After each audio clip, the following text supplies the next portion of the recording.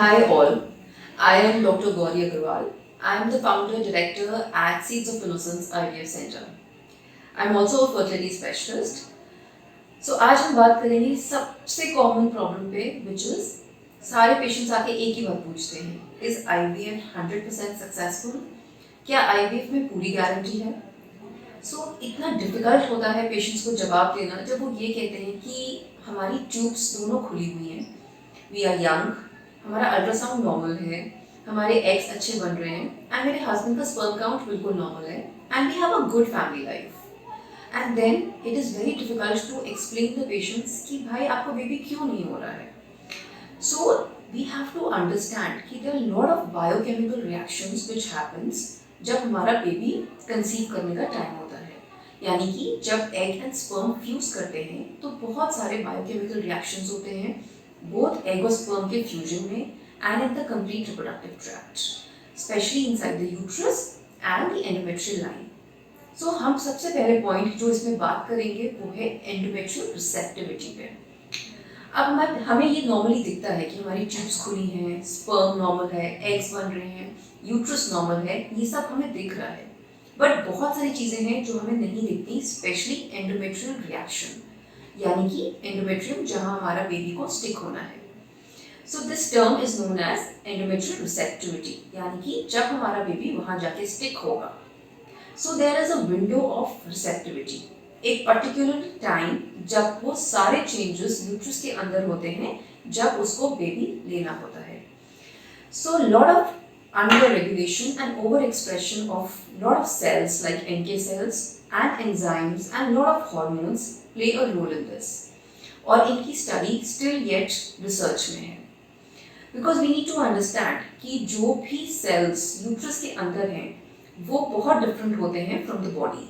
सो जो बॉडी के NK sales हैं या डेसिडुअल रिएक्शंस हो रहे हैं वो NK सेल्स यूट्रस से बिल्कुल डिफरेंट होते हैं और उनकी स्टडी अभी भी रिसर्च में है। सो इनका अंडर रेगुलेशन या over expression will not cause my embryo to stick, and that is one of the major reasons कि हमारा IVF सक्सेसफुल क्यों नहीं होता है। Second thing is the lot of biochemical reactions which happens जब हमारा egg और स्पर्म फ्यूज करते हैं। So ये हमें अंडरस्टैंड करना पड़ेगा, हमारा एग एक सेल है और स्पर्म एक सेल है।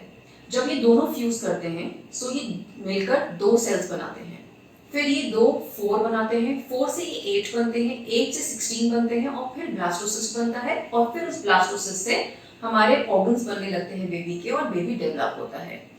इस प्रोसेस में बहुत सारे रिएक्शंस होते हैं टू डेवलप अ बेबी। अब मान लीजिए ये 2 सेल्स मिलके 3 सेल्स बनाते हैं, यानी कि हमारे जो क्रोमोसोमल डिफेक्ट्स हो रहे हैं या म्यूटेशंस हो रहे हैं वो हम कैसे पकड़ें। जब हम IVF कराते हैं, सिंपल IVF में ये चीज़ हम नहीं देख सकते क्योंकि हम एम्ब्रियो सिर्फ एक माइक्रोस्कोप के नीचे देखते हैं। अगर ये एम्ब्रियो से हम एक सेल लेजर बायोप्सी करके प्री इम्प्लांटेशन जेनेटिक स्क्रीनिंग के लिए भेजें, यानी कि जेनेटिक एनालिसिस के लिए भेजें अपने एम्ब्रियो को, तो हमें पता चलेगा कि हमारे बेबी में क्या जेनेटिक वेरिएशन हो रहा है। And this test is now very important to take before an IVF। इस टेस्ट से हमें 2 चीज़ें फायदा करती हैं। पहली चीज़, एक तो हमारा इम्प्लांटेशन रेट यानी कि बच्चा चिपकने की क्षमता बढ़ जाती है।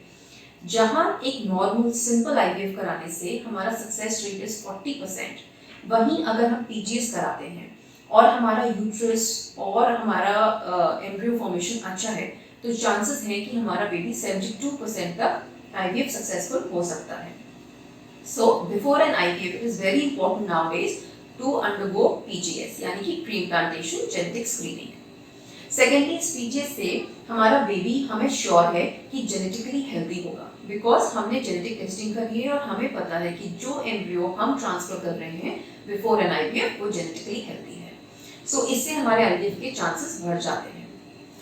थर्ड थिंग इज कि हम एक पेशेंट्स रिपोर्ट लेकर आते हैं कि मेरा स्पर्म काउंट बिल्कुल नॉर्मल है, बट डू वी नो कि उस स्पर्म काउंट में DNA कितना है, उस स्पर्म काउंट की क्वालिटी कैसी है।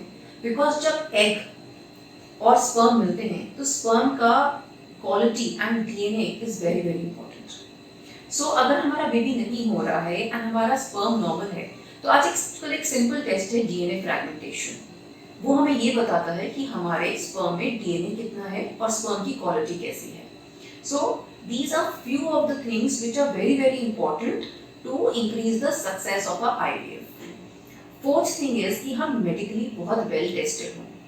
Sometimes small disorders जो family में भी run कर रहे हैं, अगर हम उनके test नहीं कराते हैं, so that can hamper our IVF success rate. Plus they are very very small issues जो आईवीएफ में बहुत मैटर करते हैं, लाइक आपके आईवीएफ के इंजेक्शंस, आपका आईवीएफ का प्रोसीजर, आप किस आईवीएफ लैब में करा रहे हो, वहाँ की क्वालिटी कैसी है, एग पिकअप, स्पर्म से कैसे मिक्स हो रहा है, कैसे एम्ब्रियोस फॉर्मेशन हो रहा है. So small steps at every step of IVF is important for the success of IVF. So IVF is definitely not 100% successful. So आप एक होप रखिए और एक होप से एक डॉक्टर के पास जाइए, उसको ट्रस्ट करिए, and a positive attitude is very very important to have 100% result. Thank you.